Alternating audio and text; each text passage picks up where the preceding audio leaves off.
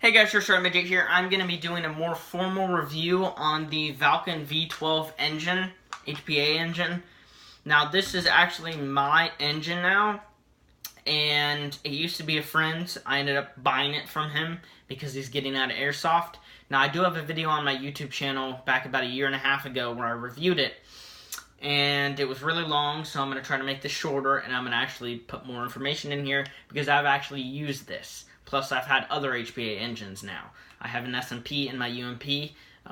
It's a Gen 2, and I'm going to kind of compare the two. My brother had a Polar Star, so did James, but I'm just going to be comparing the two engines that I have later this video too. So, the engine is in a Elite Force plastic body. It's the Aries versions, so it's plastic, not the VFC metal versions. It fit perfectly inside of this lower. Comes with the QD adapter here. It has the black nozzle stock, and it's a fusion engine, or like the Polar Star fusion engine. It's a drop-in, self-contained unit pretty much. Unlike an SMP or an Inferno or the F1, that goes into an existing gearbox shell. Now these retail for about $300. They used to be more expensive. $300 is really good for a fusion engine type HPA engine, drop-in, only of its kind really.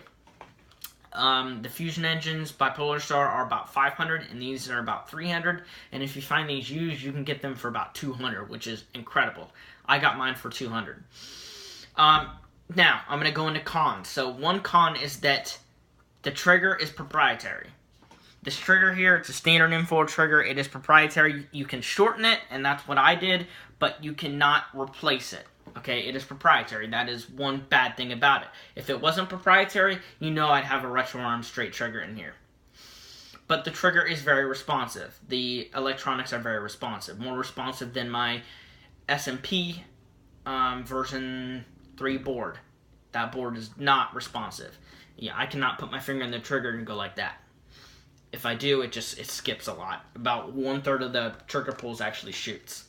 So, I mean, I can use my middle finger and shoot it somewhat fast, no faster than an AEG. This one, you can get going pretty quick. This is more like a BTC and an AEG.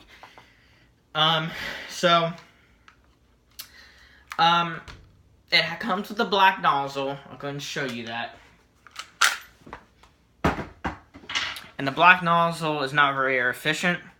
There's a red and there's a blue, I believe. So you can replace the nozzle. You can pull the front out. And then I think you have to unscrew this, the little hose part that you can see there. There's a screw on the bottom. And you should be able to do that with the engine still in the gun. And then I think you can pull the nozzle out from there. You might have to do some more work, some more screws to get it out. But again, it's a self-contained unit.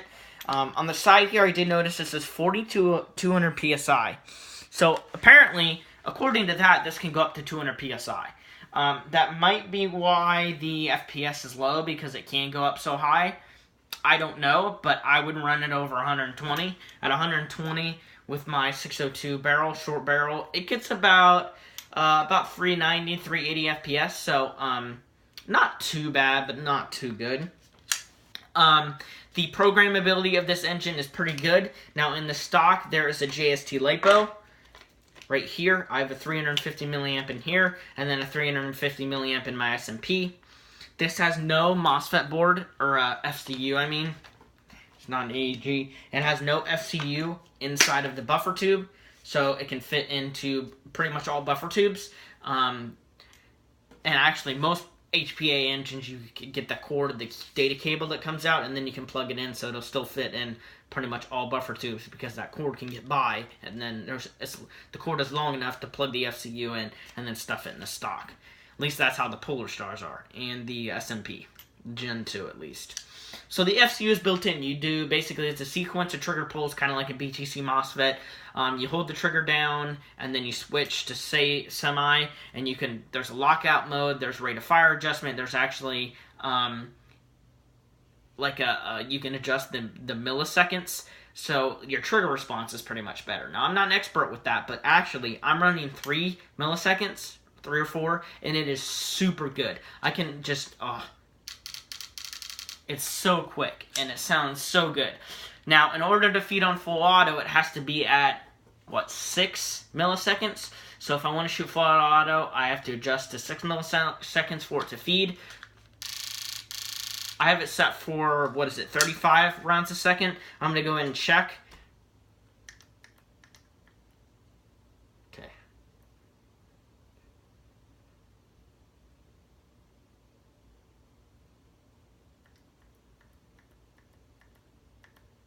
I'm going to do it for 7, so that's 35.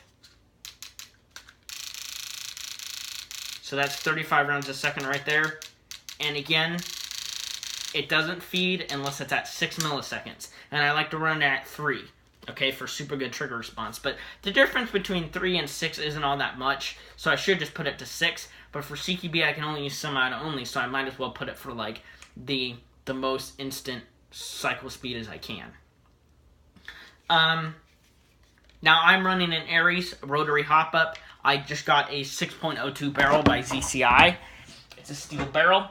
And I put my amplifier on here. The barrel goes to like right here. Like right here. So it does amplify the sound. I'm running 90 PSI. Now the reason why I'm running 90 is because I do have the 602 and I'm only running 330 for CQB. The limit is 380, but if I put 380 on this, people would be bleeding. So 330 is enough for me. Plus I can conserve air. I have 2 48 cubic inch air tanks. And I have 1 62 cubic inch air tank. So 3 total, about $100 worth of tanks. And then I have a Ninja non-SLP regulator, so it's like an LPR or whatever. And then an American flag line. James left his 62 cubic inch tank. His is Ninja. He moved. So I'm using his. So I might try to buy it from him, but I think he wanted to keep it because he still has his Polar Star. We were going to take his Polar Star to Assault Airsoft and run it out, and this was the tank that was going to go with it. So until then, I am using this tank. It has an air pass on it like all my tanks, so I take it to the field and use it, and then I go fill it up when I go during the week after I get back. So this weekend, this tank's going to be empty by the end of this video. I'll have 2 62 cubic inch tanks and 1 48 cubic inch tank to use for Saturday and Sunday. I'll probably run through it Saturday, but we'll see. I can take an AEG, or I'm actually considering just not playing Sunday, but there's probably nothing to do there, because it does get expensive when you go through, you know, about 4,000 BBs a weekend, so that can get pretty expensive. 3,000. I normally go for 3,000 for CQB when I'm using a gun like this. If I'm using a pistol, like 1,000. But when I'm using a gun like this, more like 3,000. And that's me playing pretty much all the games except for one or two I sit out. So, yeah, that's that. Again, I'm running at 90 PSI for 330 FPS. The air efficiency still isn't very good at that low PSI. So it's really, it all comes down to the nozzle. So, but if you have an airfill station at your field, there's no reason to. If you have an air station at your field, this is like one of the best engines. There's no reason to conserve. But if you go to like milsim, like American milsim things, you're gonna want an air efficient gun, because you're not gonna want to stop and swap tanks. Now you could use a 62 cubic inch, and a 62 cubic inch would probably last maybe 1,000 BBs through this gun, so that's actually not bad. A 62 cubic inch in this gun would probably last you good enough for a milsim, but yeah, so on safe, it is completely dead. The system is off, which is nice, so nothing can accidentally happen. When you turn to safe, the trigger light pin light will turn red. It'll blink red. And that's with my amplifier on it.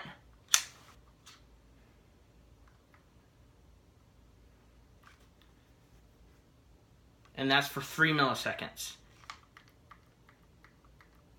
I'm going to go to 6, and that's where it'll feed on full auto. See, it's not as quick. It actually might not even feed on 6. I think it had to be at 8 to feed. I'm going to do 2. I think it'll feed on 2, but I normally just put it at 3. So, much quicker. Not much quicker. I can notice for sure. I'm going to put it back to 3.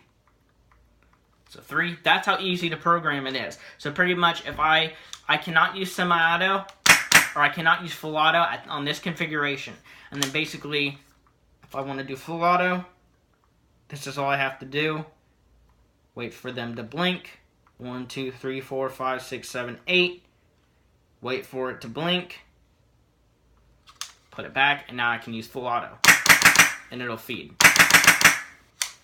So that is that, and that is with my amplifier on it. This is a custom amplifier. I'm going to go back to 3. Now, my old flash hider is actually in my stock. So my LiPo, and then down in my crane stock tube, I have my Battle Comp flash hider, the spacer for it, and then also the Allen wrench to get this screw out to take that off. So just in case, you know, pretty much it's a self-contained system, so it's all there. So if I'm in staging or whatever and want to swap, I have that amplifier. I really like the custom amplifier that I found. I didn't make it, but I mean, I modified it to work on this thing. It's not even supposed to be an amplifier. It's just kind of a cylinder. It sounds pretty good. Okay, I'm running out of air. Of course. Like I said, I'm running at 90 PSI. And I can get it going pretty good. I think it sounds good.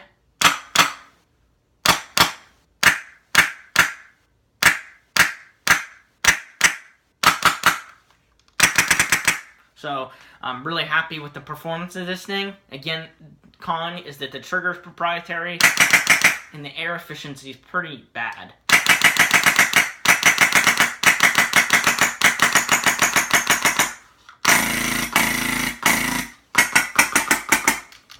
So, if you're looking for an air-efficient engine, do not get this engine. At least with the stock nozzle, it's worthless. But if you're going to be running, if you have an air fill station at your field, or one that is really, really close to you, and you have, like let's say, this airsoft store, this paintball store, if down in Massillon, Ohio, by the field, if they had one of these stores 20 minutes away, like the other paintball store, that would be freaking amazing, and I would drive to get my tanks filled for free, but they don't have a shop down there, so it's just the other shop, which charges $2 per tank fill, which isn't awful. Like, $2 isn't bad, but it's just it's not worth it when I can get free air up here. That's just the way I look at it. Once I run out of air, I'll just use an AEG, and that's what I did last weekend, and that's probably what I'll do this weekend, or I just won't play at all after I run out of air. But thank you for watching. I really hope you enjoyed this video. Again, I know this video is long, but I do recommend the HPA engine. I love it. My favorite HPA engine by far that I've used. I did use my brother's Polar Star, and I really, really liked his. Now, James's, the trigger was very, very, very, very responsive, and we shortened it, heated, and it was just like, oh, literally it sounded like full auto. This, I can't quite get it to sound like full auto. His was like perfect, but he didn't have his milliseconds adjusted, so it didn't cycle super fast. I didn't like the sound of it. So yeah, I hope you enjoyed the video. If you have any questions, please comment below. Again, I do recommend this, so don't ask me in the comments, do you recommend it?